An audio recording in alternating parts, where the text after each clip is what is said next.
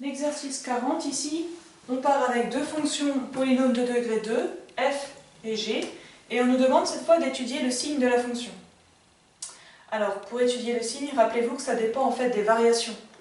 Pourquoi? Parce que si on a une fonction qui est d'abord décroissante, puis croissante, ok, qui va couper l'axe des abscisses en x1 et en x2, on sait qu'elle sera positive sur cette partie, d'accord? Elle est au-dessus du niveau de la mer, puis négative sur cette partie, elle est sous l'eau, et puis positive sur la dernière partie. Donc finalement, en termes de signe, ce sera plus, moins, plus. Et ça passe par 0 en x1 et en x2. Donc on a besoin de connaître le sens de variation, donc le signe de A, et les valeurs x1 et x2 par lesquelles la fonction passe par 0. Et on pourra alors établir le tableau de signes. Allons-y avec la fonction f ici. Pour la fonction f, on a a qui est égal à, rappelez-vous, c'est la première valeur, ici moins 3. Ok? A est négatif. S'il est négatif, ben, il fait la tronche. Donc, voilà notre smiley qui fait la tête. Ça veut dire que notre courbe sera croissante, puis décroissante. Il nous faut aussi trouver les valeurs de x1 et x2. Les racines. x1 et x2. Si vous êtes bien entraîné sur l'exercice 37, les racines, maintenant, vous arrivez à les lire, j'ai envie de dire, dans l'expression qu'on vous donne. C'est toujours la valeur opposée de ce qu'il y a entre parenthèses. Si ici j'ai x plus 6, ça veut dire que ma racine ici c'est moins 6. Ici entre parenthèses j'ai x moins 9, ça veut dire que ma racine c'est 9. Et on pense toujours ensuite à vérifier que x1 est associé à la plus petite valeur et x2 à la plus grande. Ici il n'y a pas de problème. Donc la courbe représentative de de f, elle est croissante puis décroissante. Si je fais un schéma très rapide d'une parabole, croissante décroissante, qui va venir couper l'axe des abscisses ici en x1 et ici en x2. On sait qu'ici c'est moins 6 et qu'ici c'est 9, d'après les valeurs qu'on a là. Notre fonction elle sera d'abord sous l'eau, donc de signe négatif, puis au-dessus du niveau de la mer, donc elle aura des valeurs positives, et enfin elle repasse sous l'eau avec des valeurs négatives. Donc là, ça y est, j'ai tout ce qu'il faut pour faire le tableau de signes. Et vous remarquerez que je n'ai même pas mis l'axe désordonné, finalement je n'en ai pas besoin pour cet exercice. Donc, je vais mettre les valeurs de x sur ma première ligne, je vais même aller grignoter un petit peu. Hop.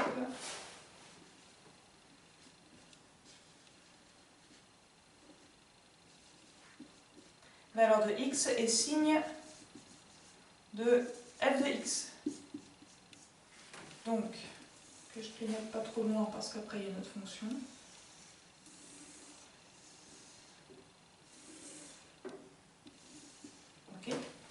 Les valeurs de x, rappelez-vous, sur les fonctions de polynômes de degré 2, on travaille sur R. On va de moins l'infini à plus l'infini. Donc je vais de moins l'infini jusqu'à plus l'infini. Okay. Ma fonction, en termes de signe, elle fait moins, plus et moins. Elle passe par 0 deux fois. Donc là, je mets des zéros. Okay. Une première fois, elle passe en 0 pour x égale à moins 6. Et une seconde fois, elle passe par 0 pour x égale à 9. Okay. Voilà mon tableau de signes pour ma fonction f. Je répète la même méthode pour la fonction g. Donc là, surtout, si vous n'aviez pas eu trop d'idées pour la fonction f et que là, vous pensez avoir bien compris, vous mettez pause, ok, et vous allez essayer la question 2 tout seul, hein, jouer le jeu. C'est quand même l'idée. J'avance pour la correction, pardon. Alors, ici, première étape, je détermine la valeur de A. Donc, on va faire une séparation à peu près claire. Okay. La valeur de A pour la fonction g, c'est toujours la valeur qui est devant les parenthèses, qui est toute seule, c'est 7. A est positif, ça veut dire qu'on aura un smiley tout sourire, donc une parabole décroissante puis croissante. Maintenant, pour les racines,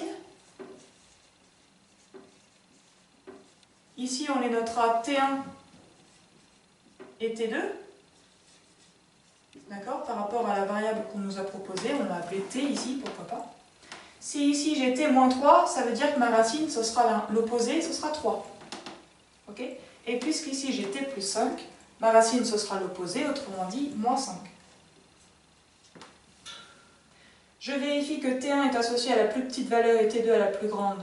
C'est pas le cas, ça veut dire que ici c'est t2 et qu'ici c'est t1.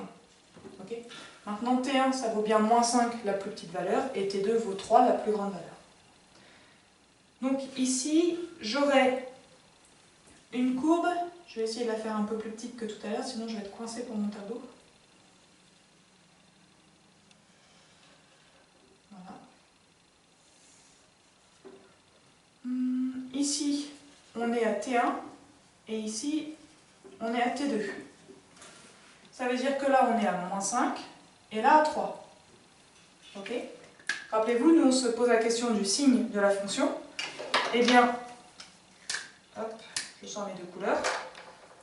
On va toujours dans le sens de la flèche, hein, donc de gauche à droite. Ma courbe elle est d'abord au-dessus de l'axe des abscisses, donc au-dessus du niveau de la mer avec des valeurs positives, puis elle descend en dessous, valeurs négatives, et elle remonte au-dessus avec des valeurs positives.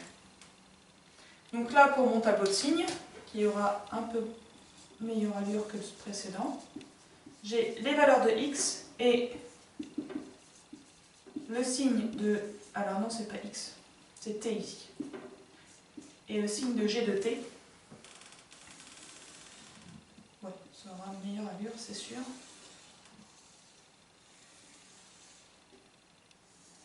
Hop. Donc on construit de la même manière. T, c'est...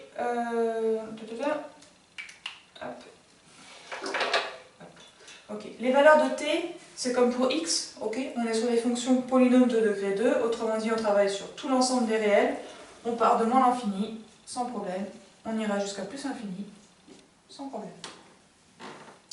Le signe de g de t, on a dit plus, moins, plus.